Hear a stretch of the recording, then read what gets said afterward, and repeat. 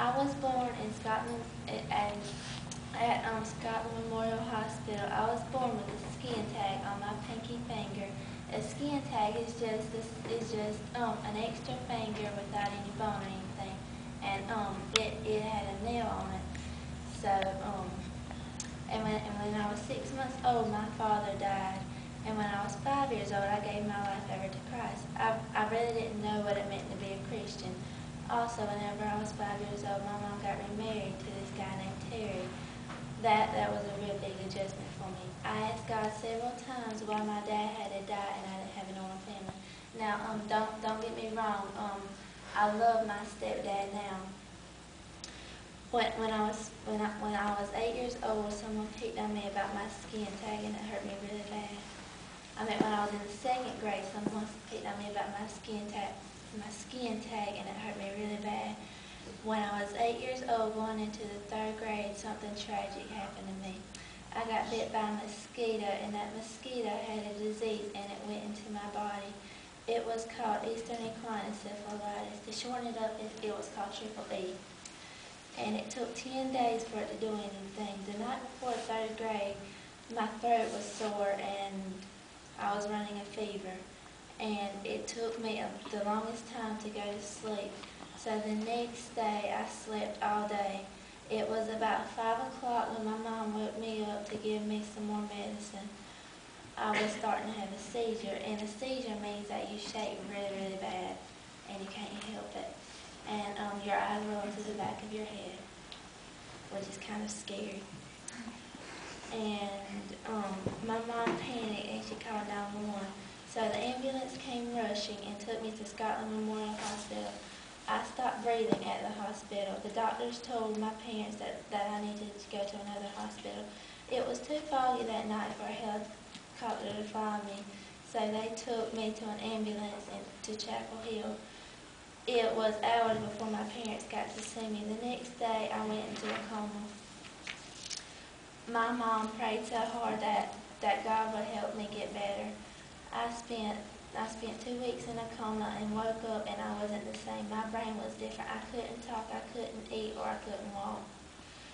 I had to go to another hospital for rehab, somewhere where they could teach my brain how to do all these things all over again. I was there for 6 weeks. I came home in a wheelchair, and I still couldn't talk or eat.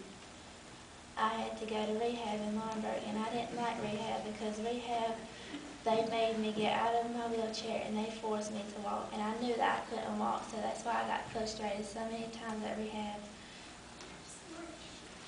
And I had to go to speech therapy too. I didn't like that either. The reason that I hated therapy so much because they were making me do stuff that I know I couldn't do, and for hours at a time.